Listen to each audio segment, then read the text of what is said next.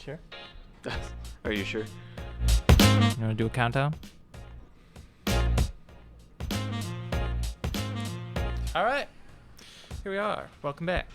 We are here to the whatever the fuck this is called podcast where we talk about shit. We are workshopping it currently. Mm-hmm. Yes. Yeah. Yeah. So, what's up? How you guys doing? I mean, I'm doing okay. Yeah. Yeah. Okay. Today, I mean, like the last couple of days, like it has been like, we've gone back to fall weather, so. Again, I can't tell what climate, like which one's climate change and which one's like a natural part of life anymore. Yeah. Like it's like, oh well, normally this is how the weather was. It's like I don't know that time. That's a great point. That's a great point. Honestly, I just know now, which is it snows yesterday. You can go golfing in January and have snow in March. Mm-hmm. Pretty much, like a white Christmas is like in your dreams, guy. Yeah, living in Michigan, it's a fucking wild card every day. Oh yeah.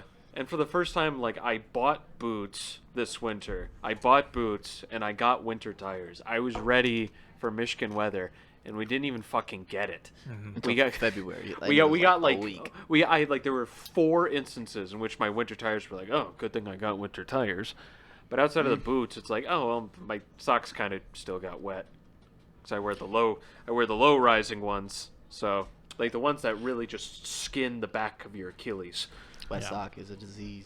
Dude, a wet sock, you should be able to start your fucking day over. I tell you, I was at when we used to work at Papa John's. I stepped in a puddle, like got a bad wet sock, and I just told Jason I was going home and changing my socks. And he was like, we need you to. I'm going home and changing my socks. Today's a mistake. I like if it's like the front part, especially like your toes. It's like, oh, excellent. Squish. Like it milks through like one hole in your shoe. So And then you take your sock off and it's all pruny. I mean Yeah. that's Like a that's the walnut. least of my problems, but yes, that is also part of it too. That just adds to it. Like, but there's a kind of a sense of relief when you take off and you see the pruny part. sock? No, true. No, when you take it off, and yes, you see a pruny, unattractive foot, which I mean, And it on always average, makes it like most 10 times feet more are pale. very attractive, but a wrinkly foot is worse. But yeah, there's a You sense want of to suck relief. on them toes? Like, Oh, not I will- certainly not mine, because like I'm remixing the same socks. I'm never wearing 2 new socks. It's always I swapped out one, and it was because there's a gaping hole in one of them. And it's also like a $2 sock, so it's like, well, I'm fine with just throwing it away. No one deserves to deal with this sock. So, that's what I've moved on to in quarantine. I don't want to cut you off, but I just seen the Chris D'Elia thing, and man, he picked what a time to be canceled because like there's so many distractions right now. He's kind of flying under the radar a little bit. Well, I don't know if I he will- is.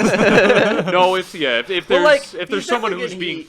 if there's someone being focused on right now, it's Chris D'Elia. Is But that how you like, say his name? Shots fired. I have no. It's D'Elia, guys. It's D'Elia. D'Elia? I was a big fan, and I'm very let Torn down right right now. now? I'm going through some You're shit. disappointed. Yeah, that's fair. I go like this. But no, But like this was like the first one in a hot minute where like someone who gets allegations, 9 out of 10 posts are, I never liked him.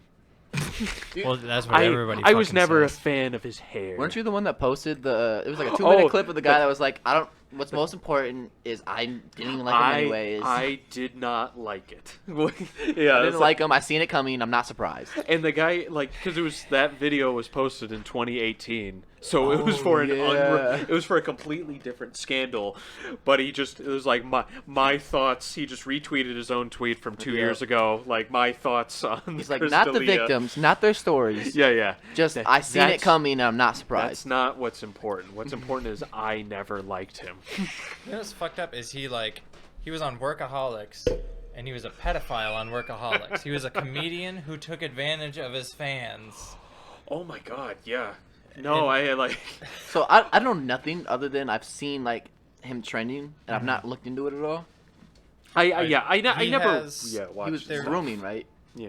There was some girl who was like 15 years old that spoke out and said, like it wasn't even like she's came forward, yeah. like I think she's the one who had like a full on like encounter with that I think with him. Yeah. From what I read, it was like he was like, you need to come to New York, come to my show. Yeah. And then, but at the same time, in the same message, she's like, we need to make out and stuff. She's fucking 15 years old.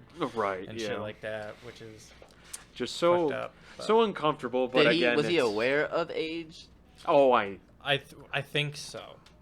Was there ever like a follow through? See, that's the thing is like I don't know if there's a whole lot of due process going down, but Yeah. I'm also. I'll be the first to You say don't wanna I'm incredibly biased because I was a huge fan. Yeah. And like so like this is all. No, it's always tough because you never know. Because it's like same time like you can't always predict it. But. that's why it's just because even like the first thing I seen was like 17 to 21, which would all be age of consent. That was the first headline, but like I didn't know this 15-year-old thing was happening, so that changes things for sure. Yeah. But it's like. I think that just raises an ethical question to society of, you know what I mean? Like, it's technically legal, but those are still babies. And you're a grown-ass man who has position and structure. And if the kink for you is that, like, they're younger, and he has so many, like, poorly aged clips from his own podcast about how it's like, oh, girls these days, girls aren't just... teenagers anymore. It's like girls go from 14 to 30. And it's like, oh... my God, that's a clip worth playing, actually. Yeah, dude, I listen to his podcast every week. Are we able to play his clips and still get money? I guess we'll fucking find out. Yeah, Joe Rogan it. But I mean, worst comes to worst, we can always go back and edit it out. No, that's fair. We're not making money. This yet, is just so content. We're at this point. We have no fans. We actually have 0 fans. So justifiably, we haven't crowd. released anything. So yeah, what fans? Yeah. I have a podcast. So does fucking every white guy right now. Yeah, so. That's true. This is all true. Like, am I supposed to automatically be your fan because you're a white guy with a podcast? Yes. Just listen, bro. Just listen to it. It's we're good too. I swear. But we have our own little niche. We have our own. It's pretty cool. We just kind of talk about stuff. It's like, oh, none of the other guys do. It's organic. It's not forced. No, the personality's coming out. You know. Yeah, we have true personality. See, that's the problem too. Like, I think. Yeah, I don't know. Like, I feel like you have to do Chris D'Elia like. Podcast, whatever, poorly aged. I think legitimately you could find it then. That's just because he had that one where it was like, oh, girls go from 14 to 30. I don't think that was from that long ago because he's only been doing the podcast for a couple of years. It was pretty but then he also had another one where he's like, listen, there's no pedophile ring in Hollywood. Like I think it was right around the time Harvey Weinstein and like a big like the Me Too movement was really pushing forward. And it was like, oh my Lord, dude. Which, as a lot of people pointed out, you know, it's like a lot of these comedians who joke about these things or play certain roles. This was pretty funny. I don't know if you guys saw this. I haven't seen this one though. Hold on, let's see if this even works. Yeah. I remember something relatable. Probably not Chris D'Elia. Probably full screen it, but if that's how did it come out? Like, how did they? The boy's mother ended up finding it. Finding it? What do you mean? Snapchat goes away, right? How they? He probably gonna find out. This is him realizing people can take screenshots on Snapchat and shit, and it's almost like it's like that Curb Your Enthusiasm. Hold on a second. Yeah. How did it come out? Like, how did they? The boy's mother ended up finding it. Finding it? What do you mean? Snapchat goes away, right? How they? He probably saved it. You can screen record, take screenshots. How could this happen?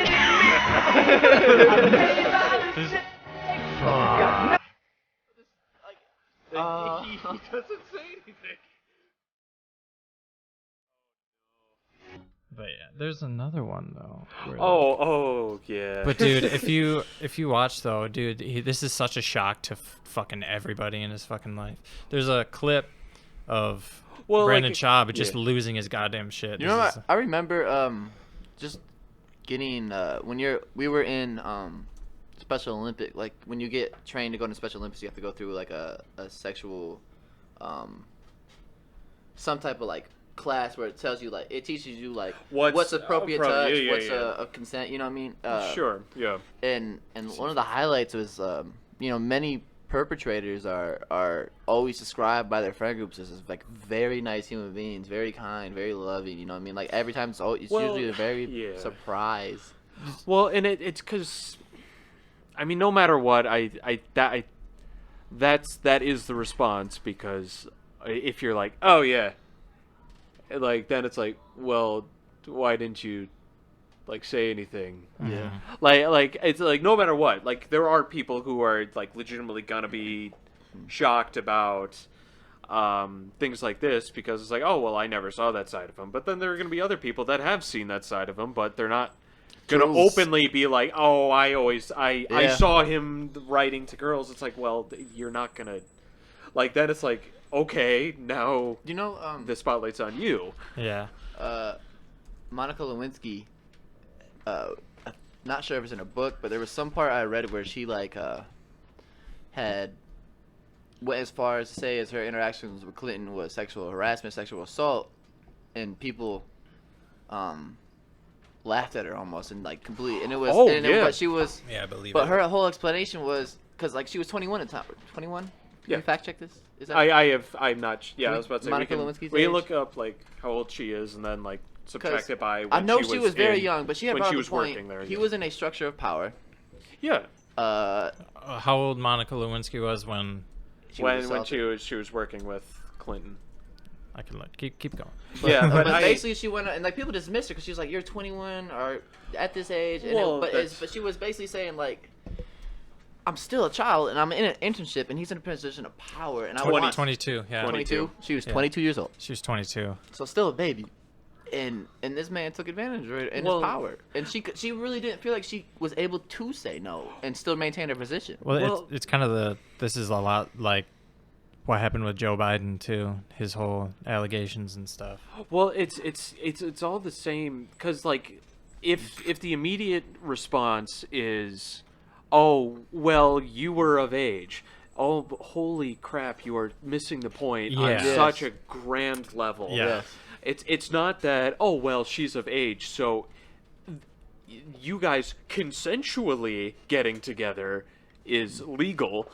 It's the Have you implication. watched The Boys on Amazon, the superhero? Yes. You know when the Deep presses her? That's what I like. It kind of like gave me like for the first time like a visual representation of how like these dudes use their power. You know what I mean? Like the Harvey Weinstein. Oh yeah. And who was the dude on the Today Show? Matt Lauer. Matt Lauer had a button under his table, in his office, that he would hit, and then the door would lock. Oh yeah, I That's remember sadistic. hearing about that. Yeah. That's sadistic. Yeah, it's like a pressuring situation that like I don't fucking know, dude. It's so just nasty and it's just gross, evil. Yeah, and it's like. But they don't even see it as evil because they're in a position of power. Oh, they don't they feel care. self-righteous. Yeah, They don't. feel like, of course, this woman wants this. Well, it's like, or of course she something. wants me. Yeah, I'm in power. Like, oh, I'm, like if in the Joe Biden case, like I'm a major player in the U.S. government. Yeah, that's what like we kind of spent a little bit of time talking about like the Me Too movement a little bit, and kind of like in the times, and it's like you'll hear today the Black Lives Matter movement got hijacked by the LGBTQ community, and then still the people are like, so it's why like there's so many movements and so many differences that like at the end of the day they're all for human rights, right? The basic of human rights. Well, And it's like we keep competing, which is more like disenfranchised, and it's like We're so supposed to be right working now, together. Yes. So like right now during this time, it's almost like people aren't allowed to talk about women's rights right now because they don't want to take away from the Black Lives Matter movement. But it's like this is a time for complete and entire total revolution. Well, and the problem is right now is while yes the Black Lives Matter movement is right, I would overall like the more prominent social issue right now. The fact of the matter is Trump tried to essentially make it so like DACA, he tried to remove that. So essentially, if you were part of the LGBTA community, you're screwed. Because literally anyone, you're essentially, you're not protected whatsoever from discrimination, from probably hate crimes, etc. So that, unfortunately, again, it just goes on to, like, I don't understand what the mentality is. I think for some reason Trump wants to do something that actually gets pushed through, but every single one of the things are just hateful acts. And he tried to, DACA was, he targeted immigrants again. And that was another. He targeted immigrants, and then right after the Supreme Court, including the guy who he appointed, voted against him, thankfully, so that prejudice against people who aren't heterosexual isn't legal. Do you think that's like him trying to like appeal to what his like, because it's almost is appealing to what you'd think the stereotype of his base is. Not that all Trump supporters are like that, but he thinks, I think he's just, I think that's the difference. I don't know what he thinks. Yeah. I don't know. Does he know? I don't. Well, that's I don't like, know if he knows. That's why, again, it's like the whole thing of like he doesn't write policies. He looks at existing ones and is like, at least and tries to cross it off. And it's like, no, you realize there has to be like a 3-tier process before you do that. You can't scribble it out. You can't literally just scribble out parts of the Constitution. It's like, well, it's permanent ink. So that's bringing up DACA though. It's like that's another movement. Like I drove by Cesar Chavez, and it's like no one's really talking about like every now and then you see a tweet about the immigrants that are locked in cages right now, but it's like we kind of forgot about that. And like it's like these movements are almost like, yes, they're important, but it's like we're still being controlled where to look. And unfortunately, right now, I'd say the country is either at its most naked in terms of both corruption, prejudice, among many other things, among its huge systemic problems. And unfortunately, yes, the fact is there are so many huge, crippling, systemic problems that we can't protest all of them. What's the how do we like root out early in the Coleon, so when you told me to watch it, he kind of says like when you see it like a number of problems, you try to look for the similarities, the trend, so you can address the trend. Yeah. And so what's the trend in all of like the Me Too movement, the immigration movement? Prejudice. That's all I got. Like prejudice and treating people like second-class citizens. And they're just targeted.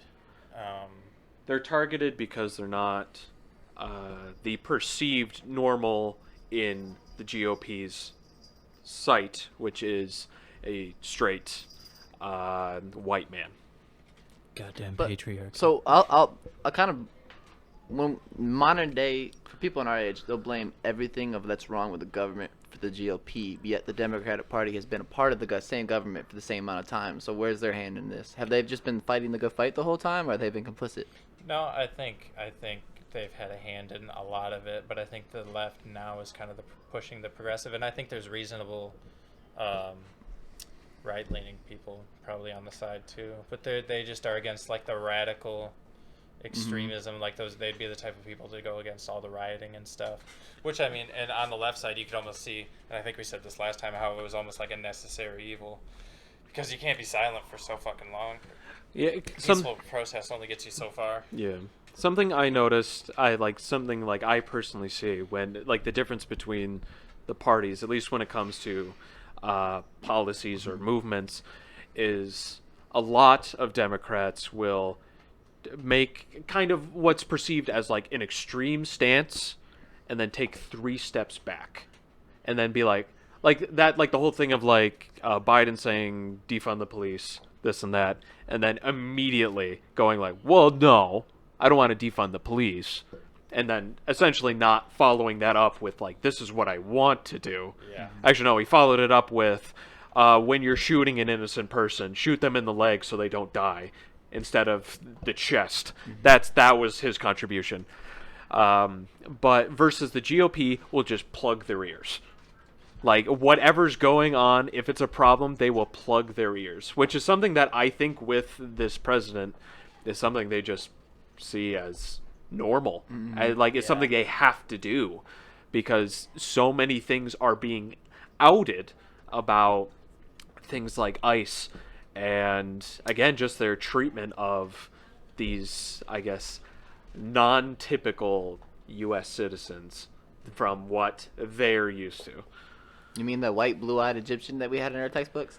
Theoretically, yes. I remember that. Do you see that thing trending today? There's a picture, and it was like, that was in our textbook. Yeah, it's like, this is... I remember seeing that. This is the Pharaoh. And Pharaoh Craig. This is Pharaoh, yeah. He looks like a guy named Chuck. Let's see if I can pull that up. Yeah. But I think, I don't know. I think the earplugging thing kind of probably happens on both sides. Both do it, yeah. Yeah, because no one wants to hear... No, I think people don't listen. Granted, a lot of the right side is kind of, I don't know. I consider myself left-leaning, but I've been listening to a lot of right stuff because I'm just like, this isn't what I have grown up with. And it's like they make almost like logical points that like make sense, but it's like they're just taking out the humanity of it. Almost. Oh, they're contextually wrong. They're almost all of them are fucking monsters. Unobjectively true. Like, all lives matter. Unobjectively true. Yeah. In context, wrong. Exactly. Well, no, you like again, yeah. That's as soon as you say that, it's delegitimizing the point of saying something like Black Lives Matter. But I think what we have to like focus on is basically kind of what we're doing now. Is that there needs to be discourse. And Probably go on Kev's Twitter. Oh, is that where you put it? Oh yeah, posted He posted several tweets well, about it. It was two. I almost did a third one of like Becky's his wife's pyramid, and I was gonna put a picture of Monat. This one? Yeah, there he I is. think I remember this shit actually. Yeah, no, that picture. I swear I've seen him. Yep. I swear he's also taught me math. Likely. This is not what the fucking pharaohs look like. I was about to say, yeah, that's not, yeah. This is just like what 2 weeks ago at the Democratic Convention or whatever. Have that pyramid done to me by lunch. This is that Party City like Halloween costume. Yeah, dude, that's what this is. Middle-aged pharaoh. Also, apparently people are. Craig. What are they doing over here? Bet she's wearing some New Balance. Oh, I think they're doing life hacks over there. Oh well, what the fuck? But yeah. Hey guys, check out my life hacks Facebook page. But yeah, I'll show you 10 different ways to use an egg in your kitchen. But I kind of it almost feels as the right has abandoned humanity in terms of they are no longer human. They no longer breed empathy. They're completely disconnected because whenever there's a human rights movement, they're always seen as an enemy. yeah. And then it seems the left abuses humanity, where it's like they don't plug the ears, they hear it, but then they find their way to profit from it, and they abuse the movement, and that's how they get their share. Well, they say like, oh, that's a good point. Like, what do we systemic, yeah, police brutality is very bad. Like the left, I feel like loves to like agree with us and point out there's a problem, and then when they're like, now what are you guys gonna do about it?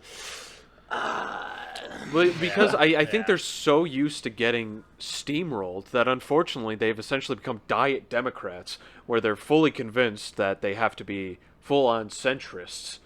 By that I mean push nothing out, no bill forward, versus like the GOP stays far right, and it's like unfortunately the left has moved to the middle, where it's like a lot of stuff like pro-war things. Like, essentially what, like, the whole thing of, like, Obama was considered, like, radical left.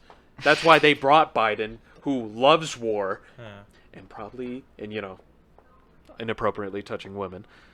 Likely. And that's why they brought him on, because it was like, okay, so we got a guy who's a centrist. All right, it's not so crazy. Says integration would make a school a jungle. In 74. I was about to say. In 74 or 84. But I believe you can look this up too. But Biden was against integration because he believes it would turn his child's school into a jungle. It's also 40 years ago, though. I don't think I want to roast the dude on that.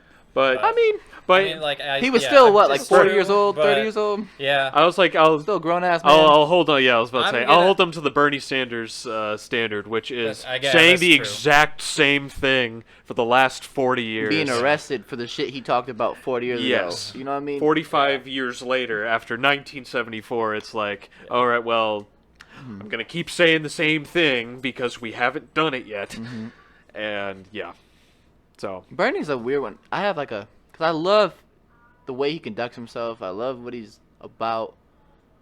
And then there's a part of me that sees him still he's a career politician that's profited greatly from it. well, like a job. It's Yeah. a job. And you still yeah. make a good amount of money Yeah. as a politician, but like he's got. You ever see like Tom Hanks's house? The man is probably close to like a billionaire. Yeah.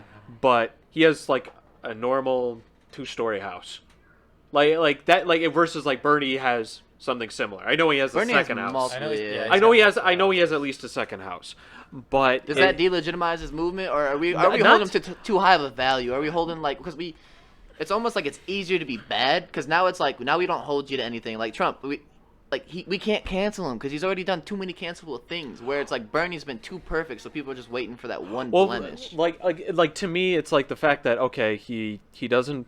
It's like he doesn't flip flop. He stands for things that are. He's not trying to be a centrist because he believes in what he's saying. So he may have centrist policies, but he's not one or the other. I don't like again like having a vacation house and a house. I think if that's enough for people to like delegitimize someone who's the only one that's like has the guts to stick to his guns and keep pushing everything, like his policies forward, everything he truly believes in. Then it's like it's weird how harsh you're being to him Yeah. and so forgiving to others. Yeah, Well, that's I'm not forgiving. No, others at all. I'm not Yeah. talking about. I'm talking Yeah. about people in general. Like Yeah. people are at like looking for a reason. Yes. Looked for a reason to hate Bernie, and now we have Biden, and everyone's like, "Man, Biden sucks." It's like, well, don't talk to me. I know you complained about Bernie. Don't talk to me, because it's the same thing. It's like, okay, so you got the worst kind of centrist who is being paid to say things, versus Bernie is a centrist because that's what he likes. That's what he believes in. But then you have Biden who's like, what do I care? Oh, okay. Yes, I care. Like, like Goldman Sachs guys like flashing the check. It's like, I do care about this.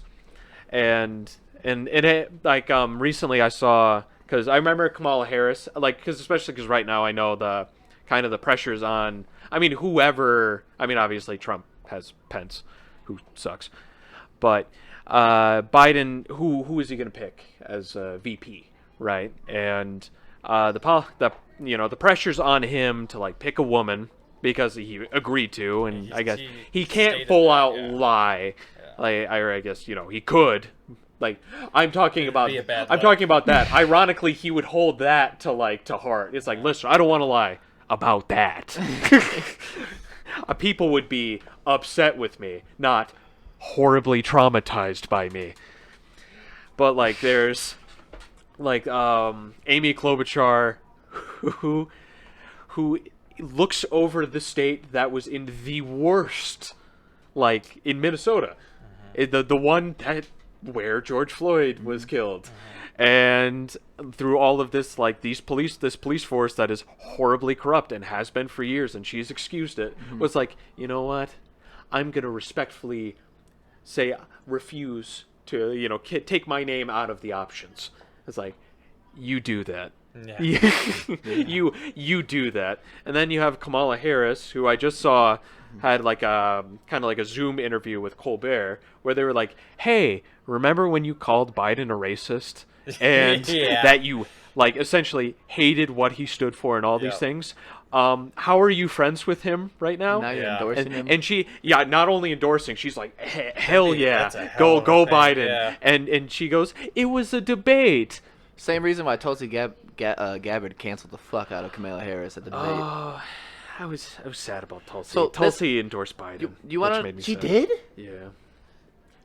I think I am She's heartbroken probably now. More, I think she for this- probably did that more for anti-Trump. Which did you see? Oh, which at this point it's like That the left almost does more for Trump than anybody because they say his name more than anybody. They love that man more than anybody. Their yeah. opposition to them. He makes him. them money. He really does. He funds he feels like he gives them a bad guy that they can pit their base against. Yeah. And sure. he fuels what that whole Democratic. What my belief of the Democratic Party is like they just pander to the disenfranchised while doing nothing. I said that like last episode, but I think that's all they're good for. in theory, like I think no matter what, this administration needs to end. Oh, yeah. Just But I'm not gonna- unequivocally. I hate But that then you again. go to straighten to Biden is not a change. I hate that we're pulling the lesser evil shit. Yeah. But I will pull the lesser evil shit. But I'm like my hand's gonna be angry with me as I cast a ballot. Yeah, I'm not. Bec- I'm not gonna. You know, I just can't do that. I can't do that because- it just feels like I'm selling on my friends the highest bidder. That's fucking I was about to say election fuck. I was like, no one's paying me. I've been doing this shit for free, Yeah. and I've been losing. Yeah. I've been losing with like just about everyone outside of I think Whitmer. I think Whitmer's the only time I've won in like a vote, only time I ever voted including the in Wyoming was in the grant. primary. I voted for the Wyoming grant. I've done every local election I could Yeah. because I feel like that's local elections are really the most important, and that's the one we don't talk about the least. And I think the presidential ones may be the least important, but we talk about it the most. We talk about it the most because that's the foreign policy. That's all that stuff. That's essentially our reputation as well as In the world. our connection, our relationships with everyone else. Yeah. Like again, maybe they'll look down on Joe Biden versus Trump. 3 fucking coasters over there. Yeah, I really didn't need it. I don't know why you gave me that. To me, I only have 2 drinks. May I bring up a point? And then this is like ideally, I would rather have the whole thing abolished, like the whole system and restructured, and let's have a Into what? grassroots revolution. But I'll get to that later. But this is where We talk- temporary is I would rather have 4 more years of Trump than 4 years of Biden because I run the fear, and hear me out. I run the fear of if we get Biden, we go back and return to complacency, and those guys will take care of it. That's why my fear was Hillary. With Trump, he is so terribly bad and awful at his job that we have taken upon ourselves to get active and He to move. disrupted the system. Yes. And he pulled people towards politics. I think even so, I think now more than ever. Because children were still in cages. We were still bombing North Africa. We were still, bombing the Yeah. same, stealing oil. Oh yeah, no, I think right now, Black people because remember still back being in, killed by cops. remember back in the day when it was like someone would post anything political, then people would be like man, why it's like why you gotta like why you gotta bring politics into it essentially. Yeah. Nowadays, like that free reigns. that comment has been shoved Yeah. out like off stage. Yeah. Because everyone's like, no, you should be talking about politics. I mean, like, the worst thing you'll get is dude who comments on, like, guy who makes political show or something. It's like, hey, can you keep politics out of it?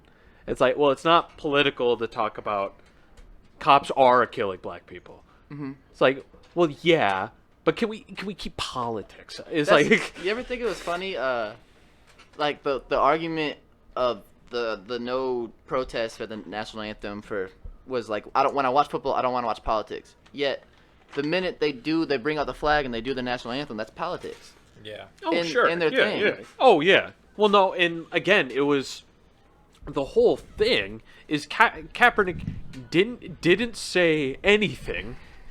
It was everyone else who was bursting the blood vessels because, like, wait a minute, Why is that single guy kneeling? Yeah. You know what? I think what it is. It's like that monkey part of our brain, where it's like Oh, we are shiny object. Yeah, Well, no, yeah. no, like it's, thing that's it's different. a fairness because there was a thing of this woman got attacked, but she this I have a full point on, I'll circle back, but it's gonna be long. Bear with me. All right, I'm gonna try to make this work, boys. God. Okay. All right, ready? So there was this woman who had an ape. It outgrew her, got old. When they get old, they get a little bit aggressive. So she gave it to a sanctuary, and she came back to visit it and gave it a cake. Yeah. Another ape there, chimpanzee, seen it and like attacked her because she didn't get cake too. And there's like an unequal fairness. And they've done studies about apes of like if they'll dump a pile of food and they'll have like a gate in between two apes and the food will all be in the one, and usually the ape will share. And if not, like the other ape will go batshit crazy. Yeah. So we've been conditioned so much that we have to stand for the national anthem, right? Yeah. And that's our duty. And so when we see someone else not doing it, it triggers that ape brain in our response of like, that's not fair. I have to do it. You have to. Well, it's someone standing out from the group also. Yeah, it's like yeah, and then I think the whole fact like that standing up and like putting your hand over your heart and all that stuff is perceived as a respect thing. And again, that's how everyone always goes to. And Is it's that like, conditioning or is that? oh no, I mean we're told to do it. Yeah. Yeah, it's not like how whatever many percentage. Majority of people aren't doing it because they want to. It's because like, well, that's what I do. It's just what it. Yeah, That's what I do at this portion of the game. Yeah. Like it's not like again like watch a kid during a national anthem. Watch me like however long ago. I'm like looking around. I'm like just like man, what is going on? In the back and you just... Yeah. It's like I see the guys on the field doing this. So it's like all right, and it's like I don't know. Like I'm supposed to. It's just like that's always something I kind of grew up. I mean, I feel like that's all morals. That's why Yeah. that's why all morals, most habits, like obviously habits develop, but a lot of people are conditioned to you stand for the national anthem. Why? Because it's the national anthem. This is America. That's why. It's America. So Yeah. my uncle had come over, right? And he was kind of like going off on the NFL, like I'm not watching that no more. Blah blah. Blah. Sure, It dude. got, you know what I mean? And like, had talked about like you just disrespect the national anthem. I'm like, I said like, do you know the countries that force their citizens to stand and applaud and wave during parades and national anthems? It's a fascist. Cuba, Yeah. Hitler, China. The country of Hitler. No, it's like I'm not even but like basically, but like We all know the country. the country of Hitler is that's what it is. 'Cause I don't want to say Germany no more. 'Cause I don't want to rag it's like on them. Myanmar, Nazi like they Germany. changed the name. Yeah, but like those countries, and I said it to him, and this man's like, you could tell like the logic in his brain clicked, and then it was just like and then it was like, only way to combat this is with anger. Oh well, Yeah, yeah. well, yeah. Well, especially because if you're you wake up one day and it's like, oh no, the country I have been conditioned to believe is the best place in the world. Yes. In the world, number Yes. one in everything, Yes. is not number one in most things. Yeah. And kind of what do you do with that? Are you scared? Are you like upset? Are you angry at the facts that we aren't? Your Are entire you, perception of reality is are, shook. yeah, are you like? And it's how do you respond? Yeah. Do you respond with like Fight or flight. I was like, do you want like, all right, I'm angry at our country for allowing us to regress so much, or am I kind of angry at like? It sounds silly, but the facts, like the thing that told you, Japan is number one in life expectancy. Like it's like no. You, my grandma lived to be 90. That's got to be that's got to be wrong. It's like well yes, because we're told we're number one, no matter what the situation is. Like the United States is always number one. When it's like no, in the United States you look out for number one. That's how we do. Yeah. No, we look out for the 1%. Yeah. Well, Yeah. Like- I don't personally, but the policy makers. Well, like that's what Yeah. it's like. It's wild to me. It's we see so many people that have been conditioned to like fight harder for the wealth of others than their own, Yeah. of wealth of people that don't even need it. And it's it's so weird to me that like they've got to a point until this generation, maybe social media has been a huge play in this, but I'd say so. but growing up, it's people were more willing to die for the flag than to live for other humans. Yeah. Oh no, it was yeah, what the flag represented. It Was wasn't more- like it was like die they for your idolized fellow the flag, man. yeah. It wasn't like, oh, I'm going to block my The flag you was know, sacred, but you could step on a man's neck at any day. Yeah. I was like, I'm not, like, am I likelier, to save myself, or am I allowed to, like, essentially make myself a martyr that no one's going to really write home about because I'm just one of a couple dozen of soldiers that died in this particular, battle. And, like, I think that's the problem. I think even just, which just goes to show, I don't know whether it's, like, what's going on with people in United States where like they're like masks, that's the hill you're gonna die on, like, even though it's like, and you know what, it's a kind of it's a litmus test, because the mask does not protect you, the person wearing it. It protects others. And I think that's why other people are getting so bent out of shape about it. So I don't like wearing masks. What I do is I don't go out in public. Yeah, stay the hell home. I and stay you're home. and I you haven't don't have gone to wear a out. mask. I haven't gone to a ever. bar yet. It's just like I just really don't like wearing a mask. But it's like at the same time, I'm not. It's if this bar asks me to wear a mask, I'm just gonna respect that. But I'm just not gonna go into that bar. And it's not because, and I'm not saying it's a bad, like, I just don't want to, I It's just a don't personal want to, choice at yes. that point. And I'm not saying, so, but if it's like, if you go out there, you should probably wear a mask. You probably should protect other people if this You're is real. signing up for it, yeah. Yes. Just like, oh, well, if you do takeout versus sit-in, well, if you sit in, you're going to tip. That's why I go through a drive-thru. That's what you do. Yeah. Like, don't act like, what? I have to tip now? It's like, bro, you've always had to tip. Yeah. Like, it's like you have to accommodate the establishment because the restaurant is the one that makes the rules. If you don't tip, you're an asshole. As well. Yeah. Especially now when every server is putting themselves in danger to serve people. Plus, the businesses are like kind of opening up. They're putting a risk. So like you not obeying, You're putting it's- others at risk. Yeah, Again, and we've seen all the charts where it's like how easily like one misplaced kind of breath of air can contaminate dozen people. Yeah. Outside is really where I think it gets iffy for some people because of apparently UV light kills it. And apparently there hasn't been that much spread outside unless people are on top of each other. But yeah, I mean, like, I guess, push comes to shove, like, until whatever point. Till we get and I vaccine think or something. unfortunately it just like kind of like we talked about last week about how it's just like people are starting to be like, all right, I'm starting to get really tired of caring about people. There's a word that I heard about this. It was like caring fatigue or something like that. Yeah, essentially. People are just tired. I think that everybody's just tired, exhausted. Everyone's tired, period. Like, it's like, I respect that, but please respect the health of other people. That's all I'm asking. Or just stay home. And you don't have that's to what wear I chose to do. And you don't have to wear a mask ever. Yeah. Yeah. Have everything delivered. Yep. Don't talk to anyone, and you're golden. Stay in your This is, cave. yeah, it's like, I'm not going to sit here and talk about whether a mask should be worn or not, but it's like if someone asked me to wear it in their place, I would do it or I would just not show up. It's like bare minimum. It reduces the spread, no matter what. Whether it's this percentage or this percentage, it reduces it more than just talking to someone with nothing on you. But again, I think a lot of people that just doesn't compute. Or actually, no, I'm giving certain people too much credit. It does compute. They don't care, and that's, I think, what's sad. Part of it could be, it's also like how distrustful our American population is of,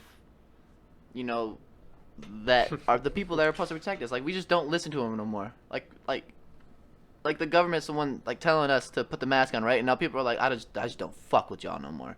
Well, the problem is Donald Trump exists on a platform that purely exist to delegitimize all facts, science, everything. So, which, to an extent, had some type of help, but now it's like... Well, people are more eager to pay attention to, like, all right, well, I'm not going to share this right away. I'm going to read it, versus maybe way back, like, you know, go back 7 years or something. Yeah. Like, people are far more likelier to just share something because it's, oh, I like the headline or I hate the headline and retweet it. I don't think political temperaments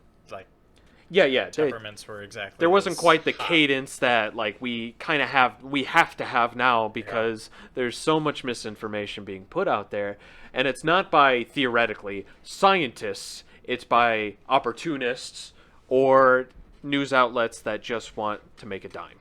I also would like to take this point to bring up, I think there's been a lot of like science, like people who have like science worship, where it's like, yes, science is our best tool to understand and interpret our physical world.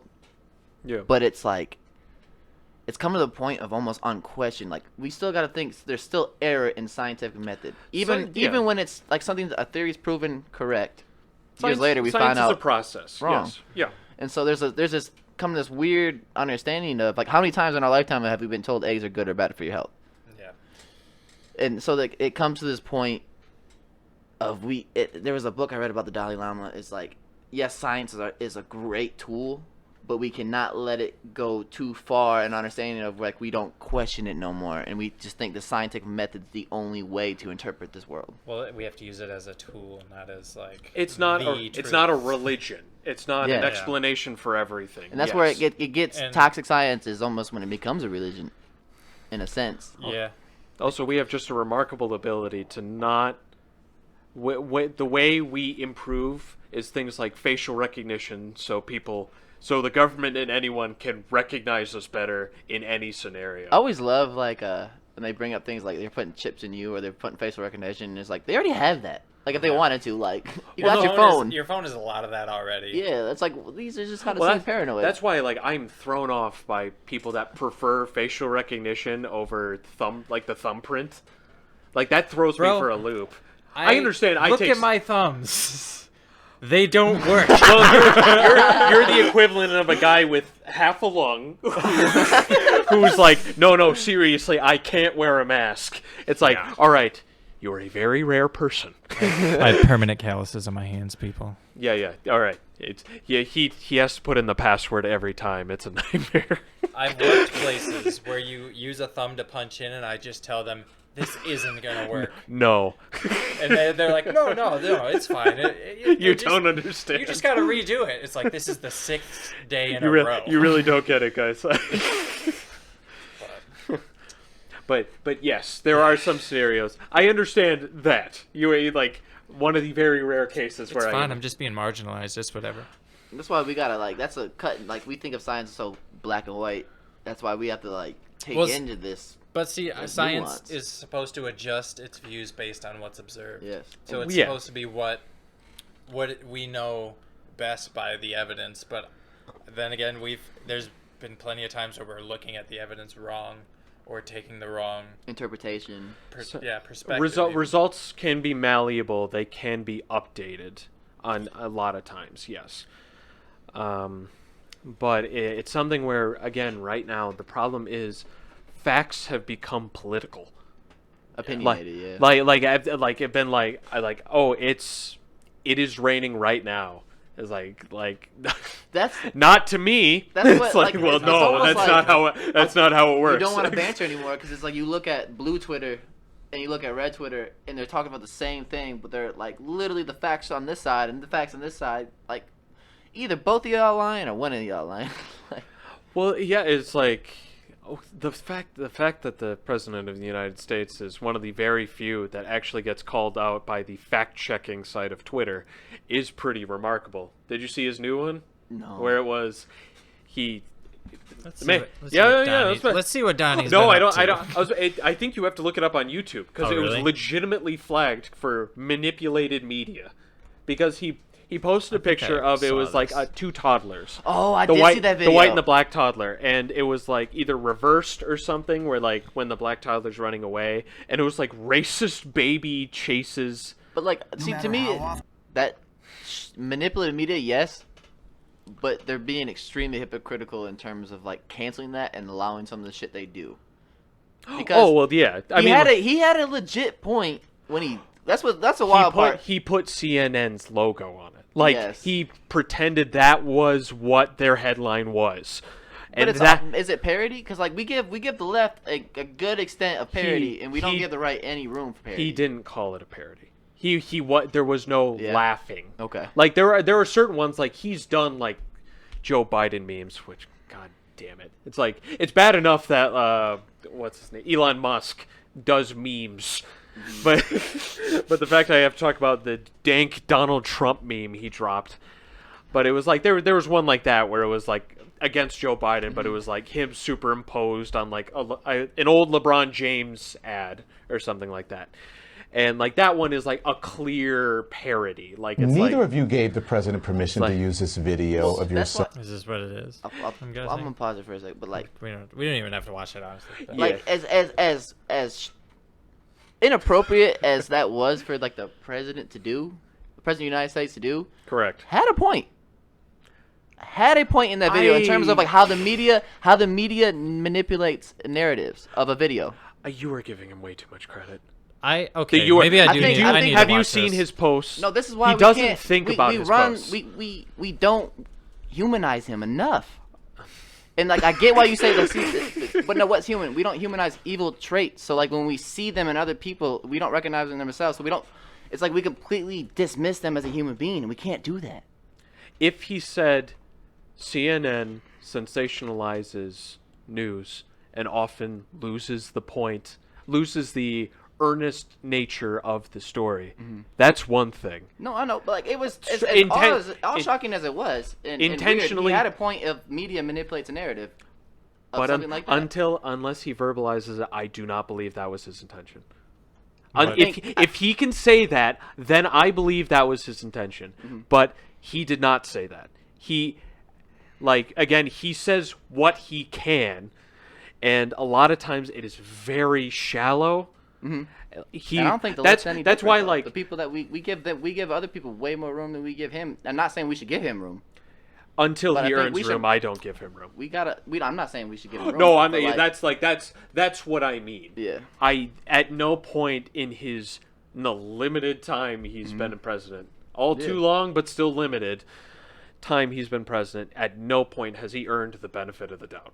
No, never. Because every single time he fucks up. I'm not saying give him the benefit of the doubt and make that whole video right. But I'm saying in that video there was a point to be made, and he made it. And if we all you can learn from anything. I'm not endorsing the video. I recognize. I'm not saying that's the way to make the point. I still don't know what the video is, guys. It's so basically you ever see those two videos of the white and black kid that came running into each other? It's just two toddlers that hug each other. Oh, okay. Yeah. And then afterwards, the black kid like starts running this way and like tells the kid to follow him. The kid follows him. So Trump took that part. Had a video and like put like a police chase like sound effect almost to it, and it said racist kid like chases Tyler. You know what I mean? And he just showed that part, and then he stopped it, and then showed the whole video. Jesus Christ. Dude. Yeah. Okay. Well, yeah, dude. And Trump it was wild, awful, and like manipulative. Fuck, dude. But man had a point. Does his base, and my whole point of saying like the reason the man had a point is because that's what his side sees. Yeah. And that's how he gets his side going. Does he see his side? Literally, he knows any of his outlets. He knows how to communicate to him, and that's how he does it. I feel like it's him like almost like trolling. I want to say the left, but it's like people with sense. But if you're like the issue is in every single way, it shows his lack of just like not only awareness but also just thought. Because take out the CNN logo. Okay, now you're no longer rubbing dirt across a reputation, although that's all he does with any news outlet that ever posted negative information about him. I want to see the original. It might not be on Twitter no more. I was about to say they. It's not going to be on Twitter. I was about but to say thought it's definitely someone- not on Twitter someone- because they took it this down. is- I figured someone would have reposted. So you it say or like he's something. disconnected and unaware, but I think it might be the opposite. I think he might be aware of what he's doing, like, cause he's consistently knows how to communicate to his crowd. He knows how to communicate. It's not hard though. It's not hard. He just because he watches Fox News. Like it's a long running joke that Fox News will say like a specific phrase, And then he'll and say you'll it see too. it on Twitter. Yeah. 10 minutes later, because I assume the man just kicks up his loafers and watches Fox News for 4 hours straight and is like, all right, it's 2:00, time to do some work. And that's why we can't dismiss him completely entirely. We have to understand, like, that's why, like, we want to dismiss Hitler as this, like, psychotic evil man, but it's like he had a genius in a way of grabbing his crowd. And I'm not gonna get canceled for saying this, but like, Well, no, You can say that's not. He's a that's not he's untrue. and this he is was where yeah. this is where we have to be careful of, like, not dismissing these people, because it's almost like we don't see and recognize how dangerous and of a threat they actually are, because, like, he's a threat to our safety. Oh yeah. I think on some level, when you have to be able to reach out to the people who are, if you really want to win over this country, you got to reach out to those people, which I think a lot of the left media does villainizes him, which, like you said, they don't humanize him at all. But The worst thing oftentimes the left media does is signal boost literally every bad thing he says. And unfortunately that just means millions more hear what he has to say. When it should be he says something reprehensible, it should die and like leave it at that, because that will infuriate him more, but it's also more effective than just saying like, can you believe what he just said? Yeah. It's like, oh, I don't know. I'm in a good mood now. Yes. Please don't ruin it. What did he say? I'm tired of narrative like this. Just, I can't believe this man. This man's shocking. But if you haven't, like, seen a trend by now, like, you're just missing the point. Like, this man, like, it shouldn't be shocking. He doesn't It should care be, what. Yeah. yes, it should be, like, we should be seeing this, but it shouldn't be, like, accepted. You know what I mean? But it shouldn't be shocking anymore. This man's hid nothing. John Oliver did a good analogy for it. Like Trump talking is like kind of like the thing of like, oh, you step on a nail, it hurts a lot, and you're just like, that nail hurt like hell. You step on a bed of nails, like none of them hurt more than the other. That's Trump's sayings. All the awful things he said is a bed of nails, because he said so much that at this point it's like, you know, in theory it's like, oh well, he should be removed from office. For which one? Man should for never which have been here. for which thing should he be? It should never have gotten this far. Well, no, it should have been like, all right, he's impeached. Like, all right. No, it shouldn't. Like, I mean, Well, like, he should never have been an option for a he should- candidate. Never should have been. An He option should for have. it, He should have you know been what I mean? removed. The second Trump University was shown as a scam for like where people, where it was like tens of thousands of dollars, like and more. Oftentimes, people would be in debt for the equivalent of a bad Phoenix University, like a bad online university, and where he kind of the memos were written like used car salesmen, like tips, like, oh, if they start showing hesitancy, guilt them, just tell them they need this car or they need this course. Like, that should have been the moment that was found out. I mean, beyond all the other things he had already done before he went into office, that should have been enough. Absolutely. But alas, here we are, and he unfortunately has been the most powerful man in the world in a lot of ways for 4 years now, and he's tanked the U.S.'s reputation to where we're an embarrassment around the world. And I think a lot of people that we were allies with just kind of are like, well, he'll be replaced, so it's okay. They're just waiting. Yeah. They don't want to lose America's ally, but They don't want to lose America's ally, but it's like, God, I just get rid of him. That's all I'm asking. I've seen a lot of shit on like Reddit even where like the people from other countries will say, we understand you are not Trump. The people of America are not Trump. However, it's the thing. It's like half of America voted for this man. When Well, not really. Half of voting in America. We Half of we have to who disconnect. voted. We have to disconnect because there's like the majority mass didn't even vote. Half So, of the people who voted for him. Yes. most of the reasonable people that I talk to and that I know, like, kind of put down his base and all that. But I think if we're ever gonna have an America that is able to talk to each other, when do you think someone on the left would empathize with a Trump supporter? When would they? I mean, I think it needs to be an open thing. They should Because- empathize now, but they're gonna wait until they admit they're wrong. Right now, it's damn near impossible because, and I think this is why it's kind of the discussion of you really support him still to this day. Like, you voted for him 4 years ago, and you're still okay with that decision. This is the hill you're gonna die on. After all the shit he did, you're still like, all right, well, maybe I could have just, thrown my vote away and voted Libertarian. But it's I think that I understand. Like, if it's something where if it's like, nope, I still stand by him. If you stand by his policies, everything he's done, like essentially removing human rights guarantees. Yeah. But I think we need to, as like a society, stop demonizing. I'm sure there's plenty of his supporters that are just fucking old people that are never going to change their mind and just vote right. Voting for a GOP candidate because they usually whole life. That's what I've done. Voted. Yeah. Oh yeah. I voted for Reagan. I voted for Nixon. I'll vote for Trump. He's a GOP candidate. Do we have Game of Thrones people here?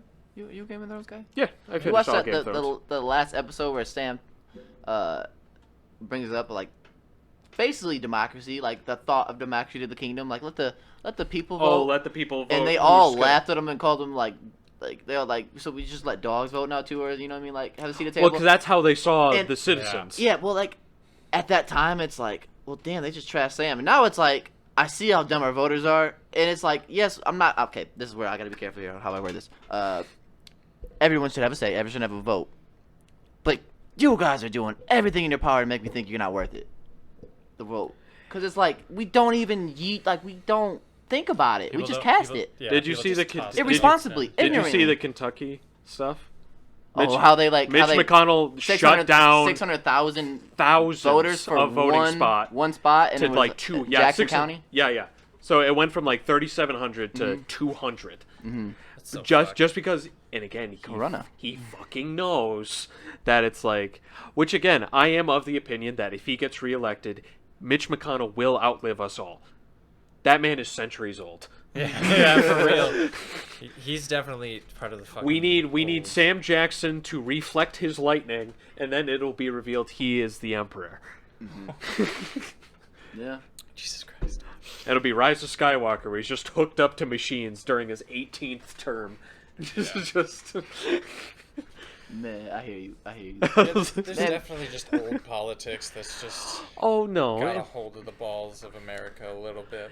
it's like, It's just like it's we got to think about human condition, human nature too. It's like that's what you grow up. That was their Yeah. environment. They grew up in that, That's people grow up, and they don't know anything else. but like No, yeah. how do you reach out to someone that is literally brought up and built to be the most ignorant because person ever. I have exactly, but it's like Yeah. when all people do is demonize You them, love they're them. not gonna listen. You love them. Exactly, that's what I'm trying to say. But like, there's plenty of them out there is all I'm saying, and I don't think that people want to hear what those people have to say. Well, and it's something too where I guess just to play the other side too, it seems to be just a lack of empathy. Yeah. Like a lot like On both sides. oh Yeah. sure. Yes. Oh Yes. sure. Like it's like, oh well, yeah, my family's rich. I enjoy tax cuts. Like Yeah. that's who I am. That's why I voted GOP. It's like, all right, that's fine. Like I get that. But do you recognize why I don't like this particular GOP, politician? And if the answer is no, then it's like, buddy, you got some stuff to look into, or you got some soul searching to do. That's when you talk to him about like, well, let me look at tell all you, this. let me show this chart. Because bro, to like the people watching Fox News all day, they're not getting a lot of that stuff. Oh, that shit plays in the background like fucking lo-fi beats, while you're not doing work. You're Sinking into their that is the subconscious. lo-fi beats of retirement. It's just playing Fox News in the background while you're doing whatever. Play anything else. Yeah, it's like, please, man. I mean, like, no one should watch the news for like hours. No. Because like it's just it'll numb you. Yeah. Like you'll be like, all right, that's 7 hours of war coverage that I watched. It's like, suddenly war isn't so scary to watch anymore. This is I think part of the reason I think we at the impasse we're thinking too globally, almost. It's like you gotta think globally in terms of scale, but it's almost we should bring it back to what we can actually control and what we can actually do. Sure, and I think that's why everything from the movements to clearly kind of like a fire up the tail of a lot of people who like maybe in the past you wouldn't get the lines outside of voting spots, but now it's like people are angry, people are being mistreated, and people are getting protections removed, kind of for no justifiable reason. It's just kind of happening. It's not like Donald Trump said, I am removing DACA because, and it's like, I am removing protections for LGBTA, like communities. He's not saying why, he's just doing it. So in turn, well, of course the response is going to be angry. It's like, it's not like this, but it's like going home and your mom sold all of your possessions. And it's like, why? It's like, good night. Yeah. It's like just like a lot of these wrongly treated groups are just expected to deal with it, and unfortunately, a lot of his base just kind of is like, well, whatever. Like that's. If that's the GOP move, that's the GOP move. And again, both sides do it. It's like, oh, well, if the Democrats say that's the correct thing to do, then I agree with the Democrats. But, it's just something which is something that politicians I really wish would do, is just like, do I want this? Like, no money whatsoever, remove all money. Do I like this policy that is being pushed in front of me? Yes or no? Well, that brings up, so I've been trying, there's been a lot of like segues into it, but we all watched at least a little bit of the Cornel West Joe Rogan interview. Yeah. And if you don't, I highly recommend it. Dr. Cornel West on Joe Rogan, like that man is, and also he has a book, Race Matters, incredible. Hyper intelligent man. No, extremely well articulated. Has just an extreme understanding of the human condition. Basically, kind of brings up, he starts it off by saying like Muhammad Ali, someone else, Richard Pryor, were like the freest black man of the 20th century because they were just unapologetically them. They just lived their life. Yes, and then he kind of segues into what we need and he kind of talks about Trump and like the problem with these politicians and the prepackaged sold politician that we were accustomed to is what you just talked about, is like people are only concerned about their perception instead of what is right within and to them. Do you like the policy or not? And so that comes with a freedom in terms of like most people, this is where like most people are afraid of freedom, and that's what he says. They want to defer to authority and they want to conform. And it's like a lack of courage of like human beings, because freedom is I think it's a fear of responsibility as well. There's a fear of responsibility and to take control of your life, and to really do that, it takes, he says, an unbelievable, unprecedented, unstoppable courage. That's what it takes to be truly free, and courage is lacking in the human condition right now. I was thinking, because there was a good, because it reminds me a lot of like the a lot of these like kind of politicians and kind of people who do this for their life, and then they go home, and a lot of like, you know, if they retires, because sometimes they just like immediately leave office and then die because they're 80 something years old. It's just kind of like, look at your bed of work, and it reminds me of the movie The Irishman, where it's like here's this renowned, you know, gangster, this famous gangster, who, you know, throughout his life, if it was dictated so, he would kill his friend because they're a threat to their operation, and then it's like, and then at the twilight years of his life, he's just in a nursing home. No one visits him. No one writes to him, and he just lives the rest of his life alone. And it's like, is that worth it to you? Is lasting worth it to you? Yeah. It's like, oh well, I never stood up for anything good, but I got reelected 10 times. It's like, okay, but how is history gonna look at you? Yeah. Because like a lot of stuff is how well, even going back to ancient civilization, how will you be remembered? Like, you know, we're still Achilles was obsessed with that. Yeah, it's like quoting even like ancient philosophers who to this day existed purely because other people quoted them. Yeah. And it was like about like, listen, I don't want you to write what I said. I want to orate it, and then other people eventually wrote it down. Yeah. But it's I want my message to live on, and it did, because it's timeless. They're timeless things, and a lot of what Cornel West said are just timeless things that you could really say at any point in history. So something that resonated with me is like a lot of those things the things you alluded to, like the people who were quoted, and like a lot of people who we look back with esteem and love, and we just like really groundbreaking thinkers at their time were hated. Oh sure. Where you know, thrown out of society, like, and it goes like, I mean, it's like one of the biggest stories is Jesus. You know what I mean? Like, he was loved after his death, but during his death was hated by more people than anyone. He was this kind of radical figure that was saying these crazy things. And then you could say that for Aristotle, Socrates, like they were persecuted. It's like, for what their the beliefs. hell are you saying? Who said the world was round and got killed for it, or was in prison for it? Oh, I couldn't say, unfortunately. But you know, it's just those type of things. But I was about to say, let's confirm it. Yeah. Muhammad Ali in his time, more people hated him than loved him, and now he is revered and renowned. He straight up refused to be drafted. Yeah.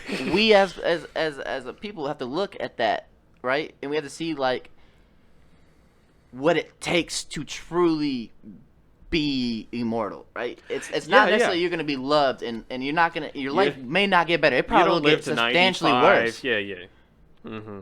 So it's like we have to put in context what it takes to be revolutionary, what it takes to be a leader, what you have to sacrifice.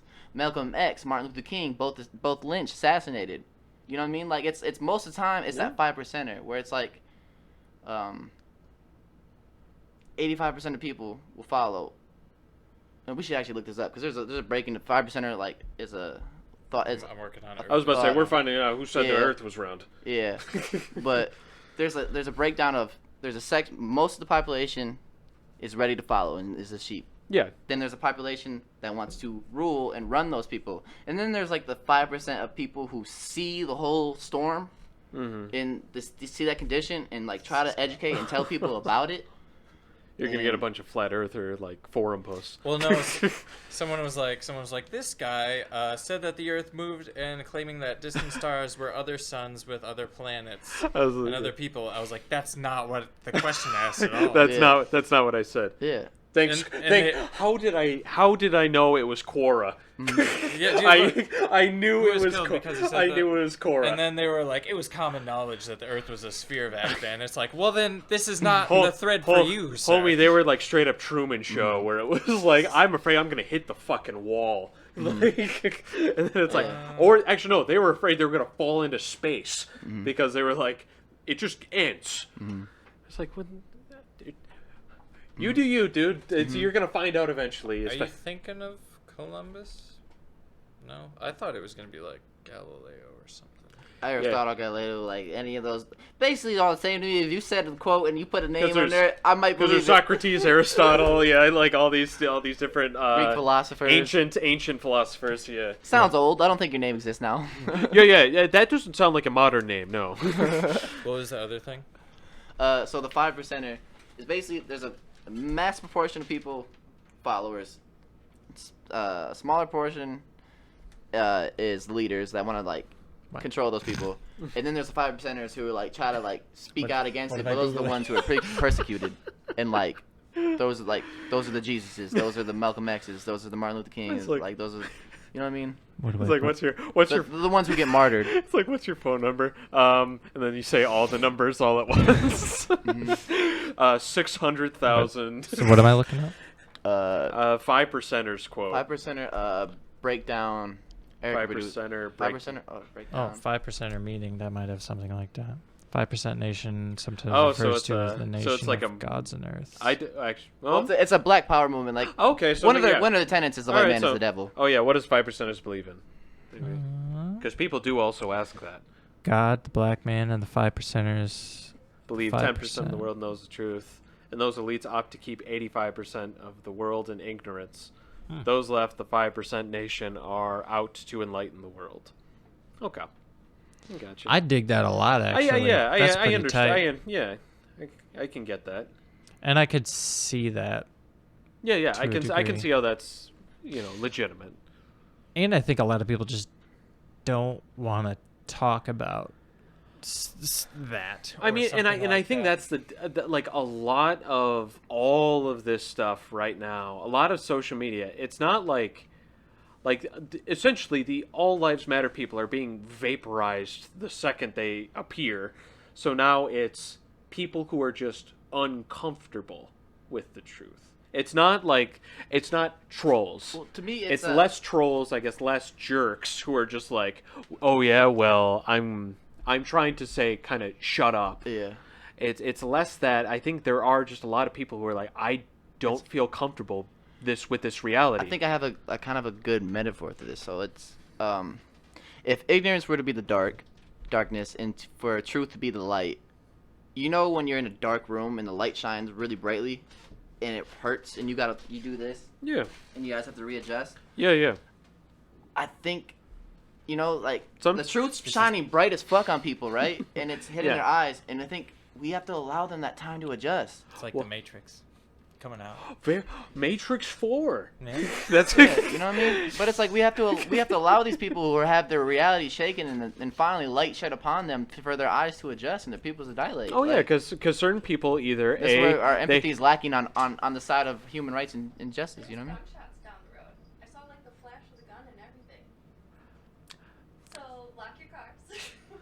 All right, so there is gunshots down the road. Side.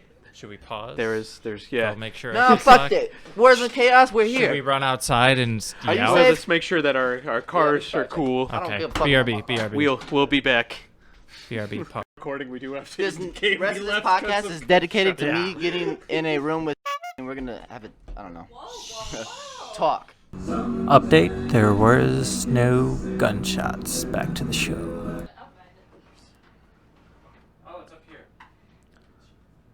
Also, by the way, Ned's Declassified is better than Drake and Josh. Ned's Declassified is better than Drake and Josh. I watch more Ned's Declassified, so I might be on your side. Therefore, I don't have an opinion. Like I've watched like a couple. I couldn't really tell you. I mean, Drake is hot, so Josh is now hot. So. Man, I miss Fat Josh. God, I miss Fat Josh. You remember when Fat Josh fell? That was comedy gold. Man, now he just falls and you're like, yeah, oh. and then an in shape man falls, and it's like, oh, okay. Get up. Yeah, whatever. Remember when he was like a superhero in that movie? He wasn't a superhero, but he was like in that. It was like we got attacked by Japan or somebody, and he like him and Red Dawn. Yeah. It was the Red Dawn remake. Yeah. Because like way back, I forgot. I forgot who it was in like the original movie. It may have been like Russia, because it was like the 80s. And they were like the Wolverine. Because it was like the 80s, so it was like peak Soviet Union times. But yeah, I remember that. And then Drake was in a parody, like the spoof movies, like Scary Movie of superhero movies. Yeah. Oh yeah. And That's funny. which I think my favorite of those, like of like the spoof things that aren't like Airplane. Did you ever see the Comebacks? It was a sports spoof. Oh, yeah, that's one of my. That's like the one where they had all the No, that's not the Replacements, is it? That's the one where they replaced. Oh yeah, no, like this one's like a full on spoof, like versus like maybe the Replacements is a comedy, but like I watched like Fourth. It was like a. was like Andy Dick in it or something like the Things, like kind of like a squirrely looking guy is like And the they main. had like a. Because I've dude seen that played cute. They had like a parody of Radio in it. It was like. it is that. That's the Comebacks. Comeback. Oh, I did watch it. Yep. Like that one, that was one of the few like where I actually like watched it like 2 years ago and like laughed at legitimately at parts versus like Scary Movie. You remember watching? Scary Movie was sometimes too dumb. Oh, you remember watching like you were dating Lexi Popman at the time. Mm-hmm. Oh wait, no, Anisha Weeks. And Oh, I remember that. It was Yeah. I remember that. And we She were was like, that's the worst movie. we were in the Room. Leedy's attic. Yeah. And I think it was Alina and Eli. Like, I brought movies. Yeah. And they chose Scary Movie 4. And we just watched it in silence. We watched It wasn't even funny. 30 minutes. And no one made a noise. It was one of the most uncomfortable things social experiences I've been a part of was just watching Scary Movie 4 with a room full of like 18-year-olds and no one making a fucking noise. Because I remember I was like, I don't think I ever watched one, and most scary movies are hilarious. Like Scary Movie 1. 1 and 2 were the best. Yeah, Scary Movie 1, like, yeah, one for, like, especially rewatching it, it's like a legitimate, like, pairing with, like, Scream. Like, whereas, like, Scream was still a slasher flick that, you know, was kind of poking fun at slasher flicks. But it was more just like every so often they'd have commentary, but it wasn't like still take it seriously. Versus like obviously Scary Movie is a full on like spoof. Well, yeah, but it still starts with that. The Same things. Yeah. No, they like start with Scream. That's like the first bit in the first movie, isn't it? Yeah. Oh yeah, no, like to the point where it's like they like all right, like Scream is still serious, and it's like all right. Scary Movie's over. Yeah. I gotta run through the sprinklers. Yeah. And just like the Jiffy Pop that's like. Yeah. We've been recording. Oh, bro. we have been? Again, this has been candid. Whoops. That's why. Well, how long were we recording? That's why I Just a wish. little bit. That's why I wish. Kev, I'll edit out some stuff. I think you want to edit it out, but I got you. The what? Edit that one out too. Well, dude, Well, immediately he started recording, and you said we should like. Immediately, dude. Immediately. So like yeah. Edit that all out. Kev said some really questionable things about. Did you ever play Overwatch? Yes, I actually love that game. Yeah. I've got you in my sights.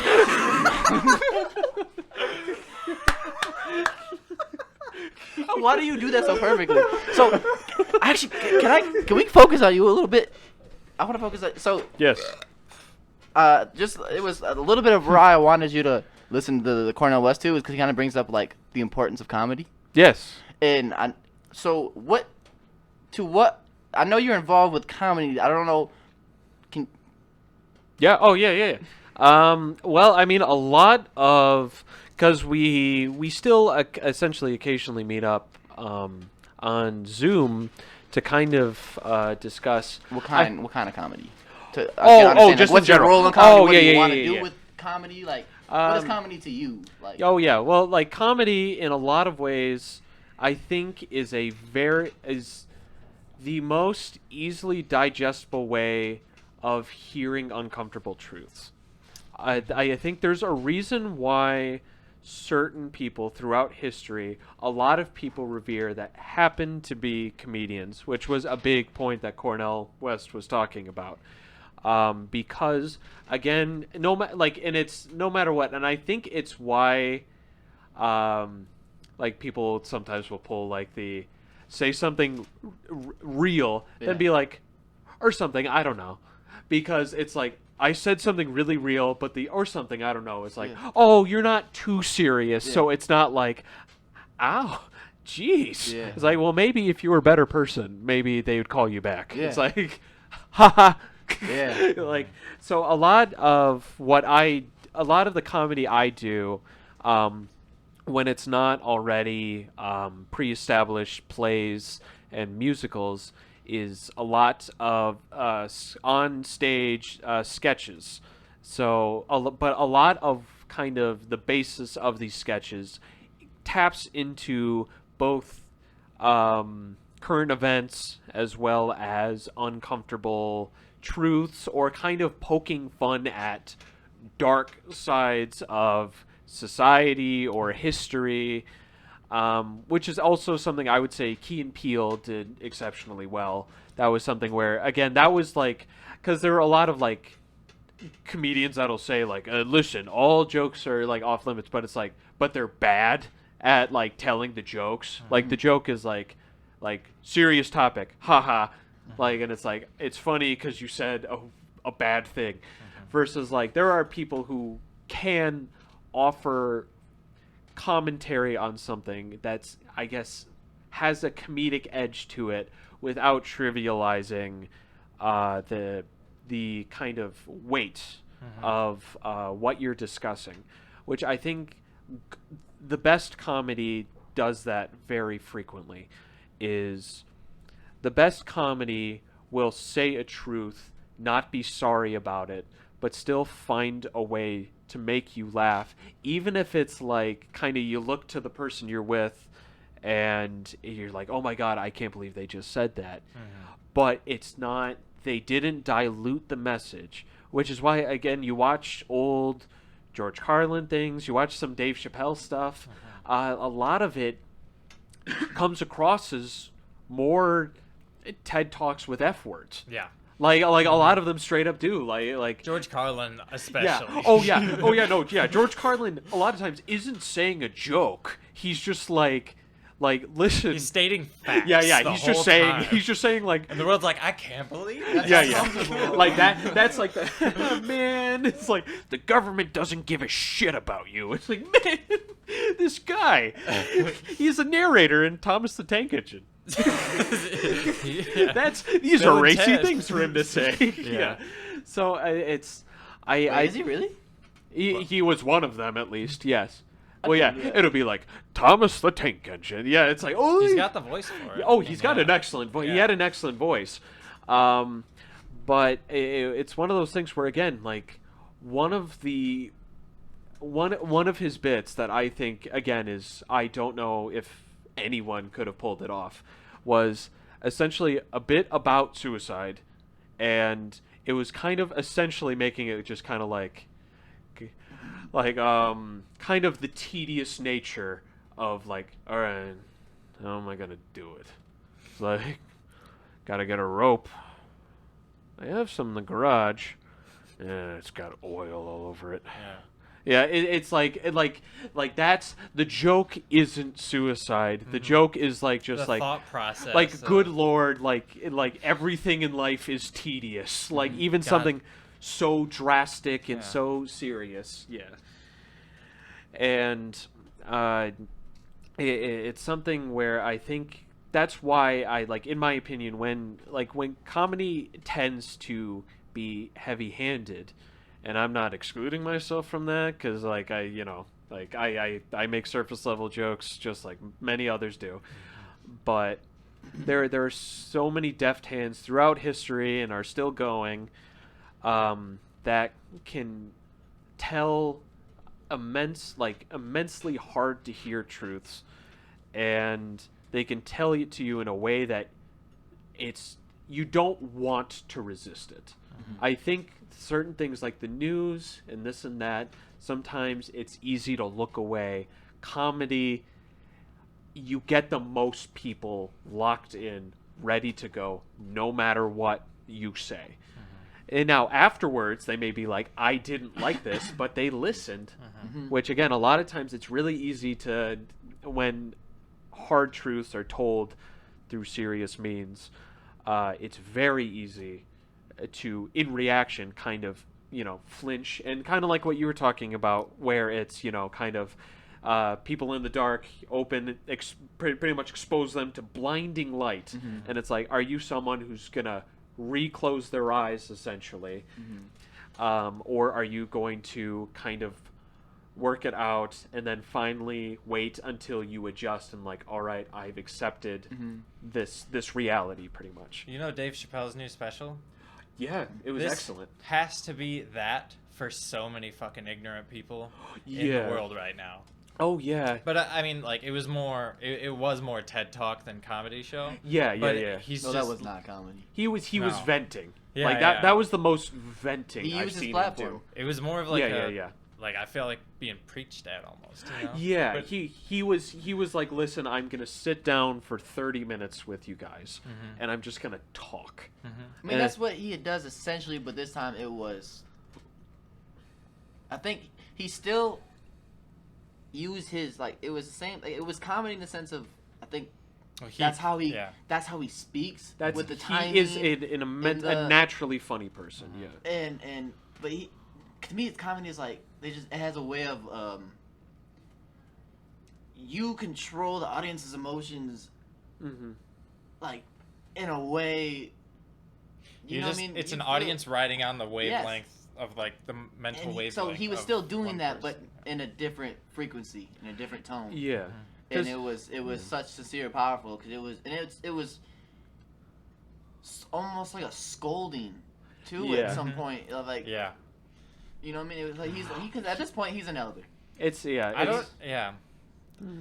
It's weird because I feel like he wasn't speaking to me as much as oh no, he was speaking to everybody. I think it was interesting. Yeah. But I feel like to some people that could be seen as like he's yelling at you, but he's like, no, he's just angry. It was a very intimate thing, which because it felt very different from a lot of the old stuff. But again, the man's been through so much and has come through the other side that of course his perspective has changed a little bit. He's one of those people. Dr. Cornell West is like just he's truly free because he's great. Like he was willing for his career to be done. He was this is not what. Yeah, they were probably like everyone who produced a show. You're just like, no, I'm done. I'm not going to do it anymore. He's really a Muhammad Ali of comedy. Yeah, and it's I'm so happy that he's gone back to using his platform however he chooses, because that's what he deserves to. And I think that was the difference, and I think we're seeing that a lot more, even with comedians who are political, because you'd kind of see it it'd be almost uncomfortable. It's because it feels wrong. It was genuine. It feels like, okay, this is serious. I need to take this seriously, because this man, again, could talk about anything and do it with a smile. But when it's just you see kind of the broken nature of a lot of artists, a lot of people who are paid to make people laugh, and when it's a lot of people can't hide it anymore, and they can't hide just how, how everyone is a lot of people are just broken down, and just I think just a lot of people are the lowest they've been, and it's just because how can you not be? This is the most transparent, again, a lot of these issues are, and unfortunately a lot of people have to accept a lot of harsh truths right now, and they don't have as much time to adjust their eyes. Yeah. They kind of have to listen, this is the harsh truth. You're either... Well, for some people, it's like you've never seen light in your entire life. Oh, yeah. Some people have been living decades in the past. Yeah. And I think it's really notable how a lot of people will go to comedians almost for guidance. Or for... It's I hope this comedian says some words, because it feels honest. Yeah. Yes, because again, it's all right, listen, it's just me up here, and just me and a mic, and it's like, all right, this is my time. This is how I'm going to use it. Because, like, again, I'm sure everyone who went to Chappelle's thing paid, I assume, because it was still like a concert. And it's like, I don't think anyone would be like, oh, I feel like I wish I went to the other, like, stand-up routines. It's like, no, this is a different thing entirely. Yeah. Because he's not talking to one person, he's talking to essentially anyone who's willing to listen, I feel like. And I think a lot of it, again, is cathartic. Just like, listen, I'm so pissed off. But I'm also just so devastated. It's such a hard mix of emotions that I think so many people are dealing with. And I give a lot of credit to the amount of people that are able to persevere, and a lot of credit to people who were willing to listen and change their minds when they're shown the harsh truths, and they're like, you know what, I was wrong. I think that I appreciate those people a lot, and that shouldn't be something that is like, we shouldn't lose that. I think all people should be able to do that, especially when new information or something like this is the world, this is how I see it. It's like, the world isn't as you see it. You have to stay open-minded. Yes. Again, now perception versus experience. Now more than ever. It's like, oh well, again, like, which everyone has done. It's like, the cops are racist. Well, they weren't to me. Yeah. Like, it's like, yeah. Even like, oh, they there's global warming. It was pretty cold yesterday. Like, it's constant. Like, it's all that kind of stuff. That is like. Someone says that, I'm just like, man. It's like, oh, you got a long ways to go. Those are the people to be. It's also like, wrestling's fake. You know what I mean? Like, the same the energy. same The same energy. It's like, it's not really. I don't watch it because it's like, dude, like back in the day, like, plays straight up had narrators standing on the stage. Like, yeah. Like, I am betraying you. Like, oh, the king has been betrayed. How will he respond? And people are just like, yes. Isn't it weird how, like, people need those contexts filled in for them? Oh yeah. Like, it's especially when art was fresh. Yeah. Like, because, like, performing was new. Or is that an education level thing? Or I think so. Yeah, because it's like just kind of like fiction. It's like especially at that time, because I think a lot of times the like texts and things like that you'd experience, there's only so much like fiction that like people would experience.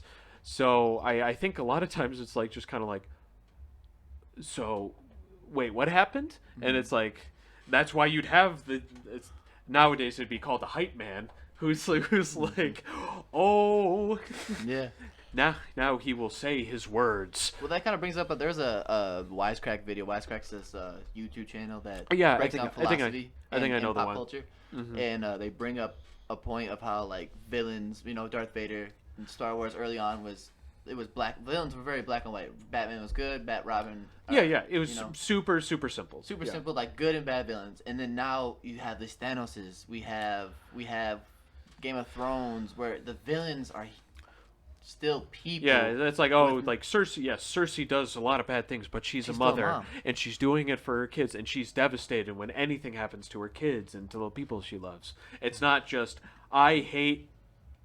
I see my, like, the citizens as peasants, and I only like me. It's I'm a mother, and like this and that, and like, yeah, it's like Thanos is like, yes, he kidnapped this little girl, but also he loved her like a daughter, and then has to sacrifice her. That's what I'm saying about, like, humanizing the evil traits and everything, so you can, like, see them in yourself, and that's how you can, like, identify them and not let them. Sure. Oh grow. Yeah. It's hard, like, again, now more than ever, we need to, I mean, I guess we can't afford to make things, the world isn't binary. It doesn't run on a binary system. I forget where I heard it, but one of my favorite things that it's just proven more true the more and more and more I live life. And it's like years ago, but he said something about like the truth usually lies in the middle. Yeah, right. And you can view that from different planes. Because you like whatever you want to call it. Whatever context, I guess. But political planes. This is where like we were raised in a society of like don't be a fence rider, you know. And it's like I get that sincerity is like my only credential, Malcolm X. But like, I don't know. It's inaction versus action. It's so well. It's and it's tough because again, when you a lot of times, especially fence riders, as well as like kind of ending up in the middle, is what's your opinion? I don't have one. Like that's unfortunately I think like that kind of the whole system of like when the common person is like, well, what do you think about all the events that are going on? And it's like, I don't know. I mean, I know good police officers, but they also shouldn't brutalize people that. Those people have a lot of things to think about. See, that's what, like, we think because we are like we're a bilateral thinking right now. We have left and right brain. You know, we got good, right, left. Yeah. Good, bad, like. That's the universe, dude. Yeah, and but Muhammad Ali had this quote during his like trials. He had a quote when he was speaking in for his trial about like didn't want to serve in the Vietnam War. He was drafted. He said no, I'm not gonna. Like yep. And that's a really good trial. Muhammad Ali, great documentary. But he also says a lot of people will tell me the only options are fight in the war or go to jail. Yeah. And he says, well, to them, I would say there's a third option, justice. And it's like, we have to be finding out, like we have, be critical thinking and problem solvers. Well, yeah. And there are so many people that right now in like rocks between a rock and a hard place, where again with the police, a lot of people are, they're like good people that if they say anything, they're fired. They're fired. They're blacklisted. They're not. Well, they'll never work again. But obviously, as real blacklisted cops will tell you, they could just move. So it's right now, like doing the right thing is unfortunately a sacrifice more often than not. And that's right, that is such a problem that right now I think a lot of people are dealing with, and it's why you get, you need 4 people to come forward with when there's an allegation against a person in the tabloids or whatever. Like you need 5 people to be like, all right, this must be legitimate.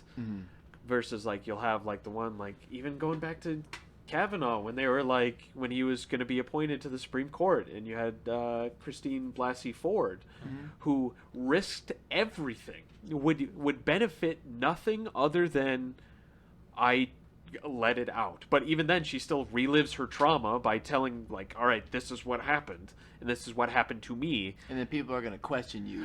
And people are going to be like nitpick at you. It's like, thank you for your courage. Also, why are you lying? And it's like just oh my god. And then it didn't matter because he got appointed. So it's so tough, and it's such a challenging time for a lot of good people, and it's again, just like how it's not fair for it to be like, all right, in order for me to be a good person, in theory, I have to give up my job, I have to be blacklisted from my family. It's such a damn shame that's the reality right now for a lot of people, and a lot of times it's because the other people are the ones who again are still keeping their eyes closed because they don't want to open them. And it makes me so sad because there's so many people that are suffering because they had the audacity to do the right thing, and that is just one of the most shameful aspects of all of this. And that's why I really, you bring that up. Yeah. And that's been on my mind a lot too, and that's why I remember watching the Cornel West a year ago, and I just felt like it was extremely relevant to today. Yeah, it was. Yeah. No, well, and because like a lot of that stuff, like you're citing comedians and personalities from decades ago, and again, which like you can go back to like, oh well, we're still quoting these philosophers. It's like nevertheless, like the fact that we're any person through all of the people that have dominated the social world and pop culture, for the same people to keep bringing them up, that is very important, because for whatever reasons, and the devastating aspect is that it's almost so much of it's about race and about that we think too simply. Race and religion. Yeah, it's always the same stuff. It's those two things have caused and we haven't grown, and it's just so and it's just so depressing and disappointing that we all don't hold ourselves to the highest standard. Many of us do, but unfortunately a lot of people in power don't. Yeah. Yeah, some real shit. Yeah. I think that's a good note right there. That sounds good. You guys like that? Alright. That's that one. Andy whatever on Twitter. Whatever we're gonna Thank call you guys for listening. Thank you. We very much appreciate it. Oh, yeah. That was last week. Fun though. That was very good. We had fun. Yeah. Alright, Kevin31G Twitter. Oh, and Mick Kevin 95. And if you'd like to contribute to this conversation, just tweet at them. Hey, get involved. Yeah. We'd love to hear from you. Love you guys. Love you.